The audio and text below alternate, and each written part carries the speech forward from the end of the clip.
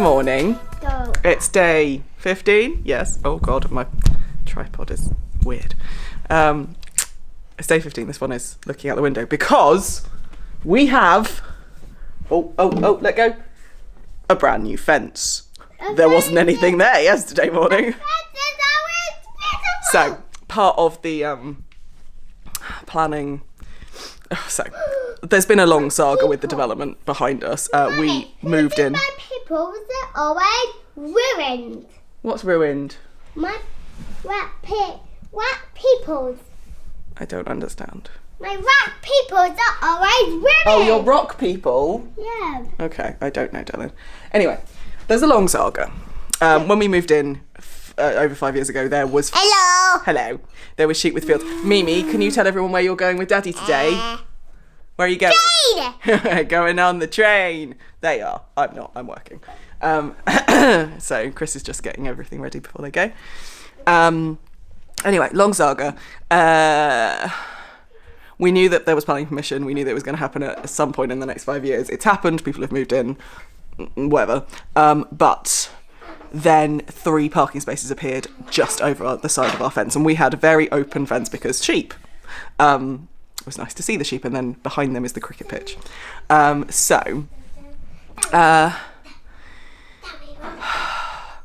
We questioned it because we were like, that wasn't on the plans that we were asked about, and seeing as we're directly next to them, why weren't we asked about these 3 parking spaces?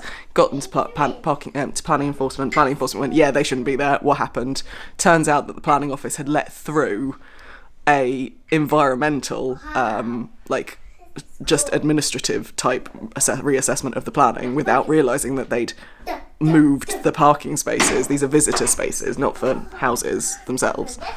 There's supposed to be 5 visitor spaces on this end of the estate, and they were always going to be along we've got a little play field and park, like play park next to us, and they were always going to be along that border because obviously it's not on a border with residents. So when that happened, obviously planning enforcement they had to do a retrospective planning permission. All the residents around here ploughed on and went, no, thank you. Everyone was really sweet and kind of took our sides about kind of the environmental factors and noise factors and things like that, particularly as they weren't going to put a fence up for us. And actually, the fences that have gone round for the other residents are subpar. So we've gone back and forth, and I think this planning application has gone on for about 2 years now. And basically, one of the guys came out and had a word with us and was like, "Well, can we keep some there, but not 3?" And I went, "Well, you can." Anyway, ensuing issues. There's now 2 visitors' parking spaces further away from our boundary, and we got a 2-metre high fence, so it's taller than Chris. So we finally have some privacy in our garden again, which is lovely. They can still, not that house, but the house over there can still look in, but I don't care. We can actually, I can hang out the laundry in my pyjamas without worrying too much. That's basically my biggest thing. Chris will feel a lot happier about being outside. What we'll probably do is think about replacing the fence on this side, which we haven't done yet, but it's got a massive creeper leaning against it at the moment. So anyway, this person is going to go and get on a train with Daddy. They're basically going to go on a train, get off, grab a snack at the station, get back on again and come back, and they'll be back by about 2. So they'll just spend the day on the train because Amelia has really missed trains. I don't think she's been on one since December.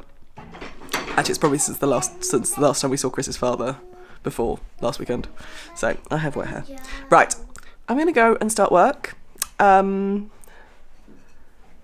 Tonight, I'm going to tell you a Christmas story, I think, because it's quite a boring day today. So I'll tell you one of my stories of Christmas past tonight.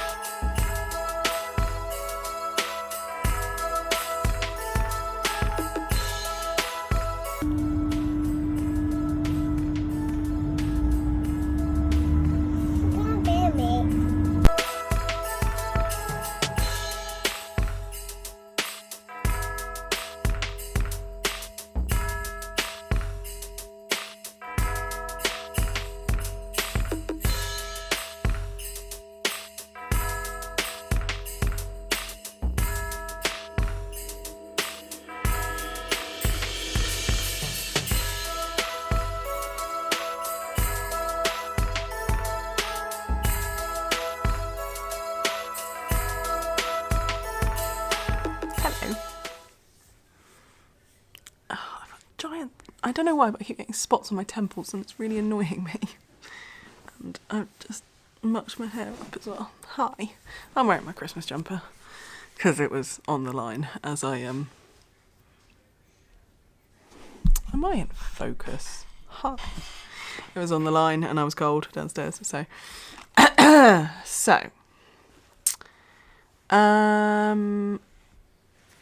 it's been a normal work day. I'm going to be honest, I'm really overwhelmed at the moment with the new job. I don't know if I've already mentioned this, I probably have. The job that I currently have, now have, currently, and for the next 2 and a bit years. 2 and a bit? Yeah, 2 and a bit. Is going from a full-time position to a part-time position. I'm 0.5 full-time equivalent. So basically they are going from someone who's doing 37.5 hours to 18.75 hours a week. And there's a lot to hand over. And hopefully the person I'm taking over from, I've had a handover with her. Her last day's Friday. And then we break up for 2 weeks for Christmas. But it's become very apparent that there's a lot of reactive stuff within the job, which is fine. I'm used to being reactive, but there's also going to be a lot of expectation management again, which I kind of expected. But yeah, there's a lot. That's basically, I'm just going to say it's a lot. I'm turning my ring light towards me, so actually that's a bit better. Anyway, I might turn it down a little bit because it's slightly blinding me. That's better. Anyway, so yeah, I'm tired. My brain hurts, and I've got support. Don't worry. I've got some really good friends that I'm basically moaning about too, so it's fine.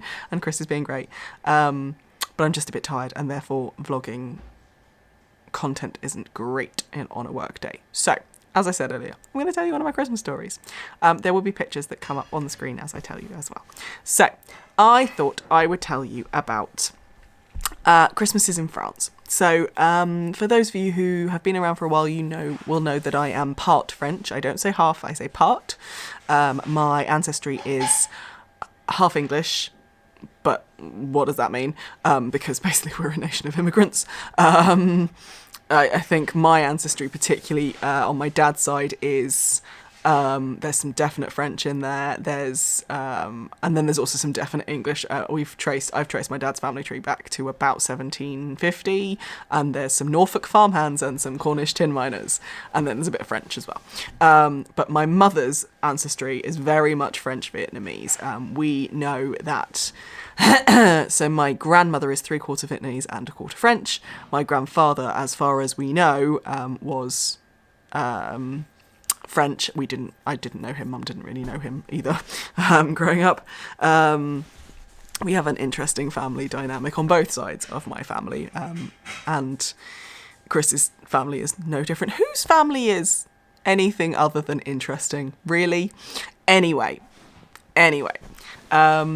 So my grandmother lives in France, has always lived in France. I call her my mammy because that's what you call French grandmothers. And pretty much for my entire childhood, or at least the childhood when my parents were still together, my parents divorced when they were 12.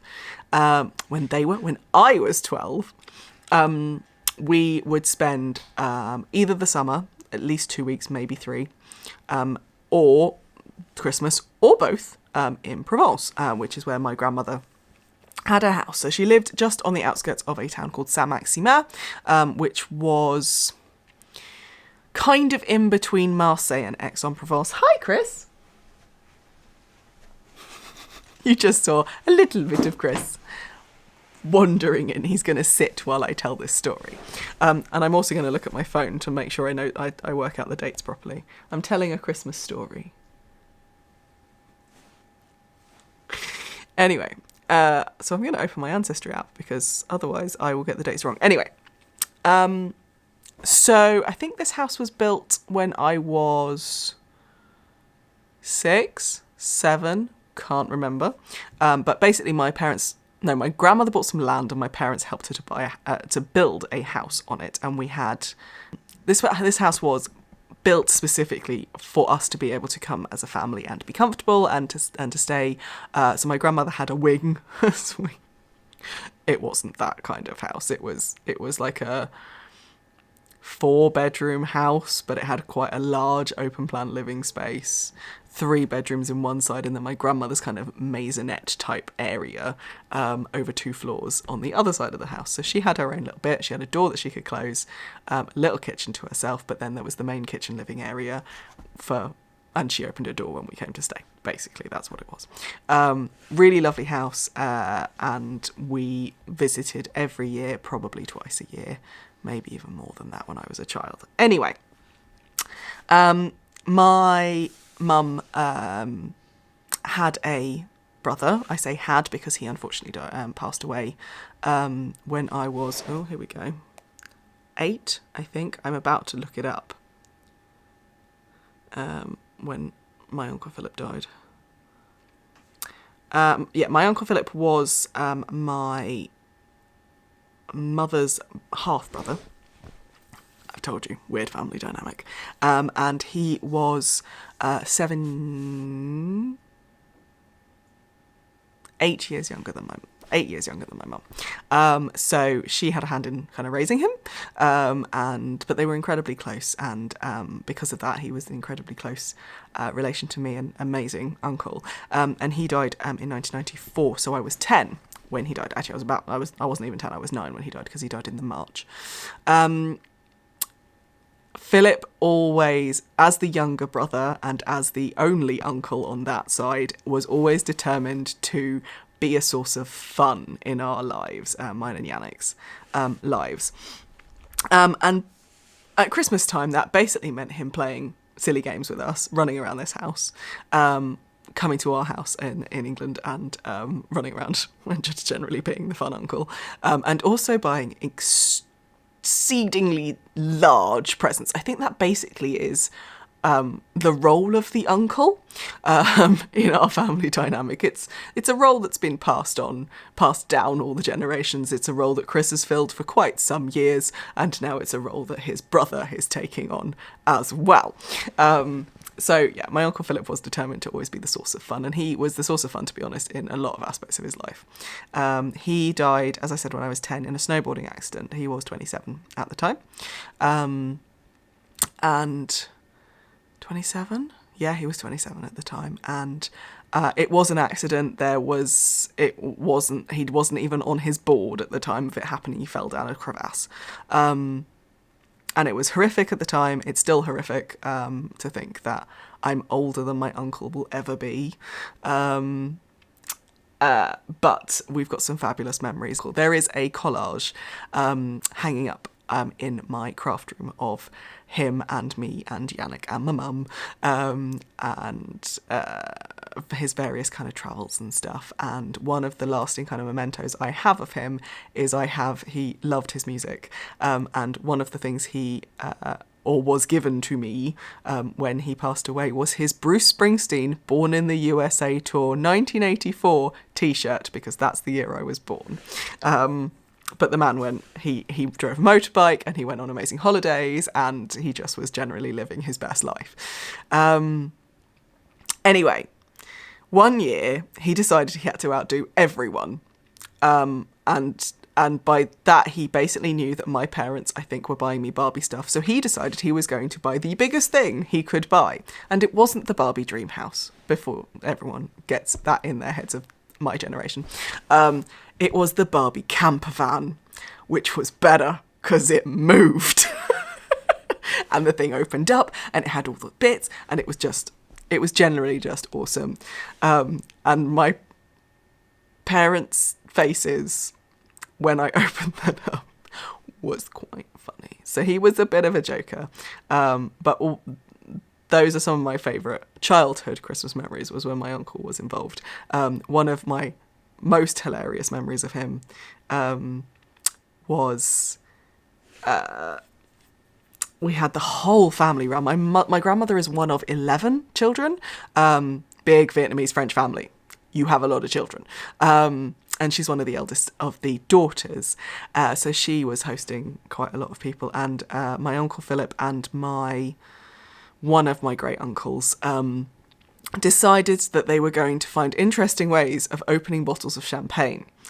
And Philip won because he got the biggest carving knife out of the drawer, and he literally held it and just went thwack and took the top off. It worked. The thing didn't shatter. He lost half the champagne because it just came spilling out. But still, he won that battle. So yes, that's my Christmas tale from my childhood. Basically, Phil, he was really quite cool. And we miss him all the time. And it's really weird to think that I'm now almost 10 years older than he ever will be. But yes, so I'm going to sign off for tonight. Tomorrow is an interesting day. We're going to go and test drive a car. Or rather, Chris is going to test drive a car. Amelia and I are coming along for the adventure. So that's going to be fun. So yeah, we'll take you with us and it'll probably be a proper vlogging day tomorrow. Right. Night, guys. See you tomorrow.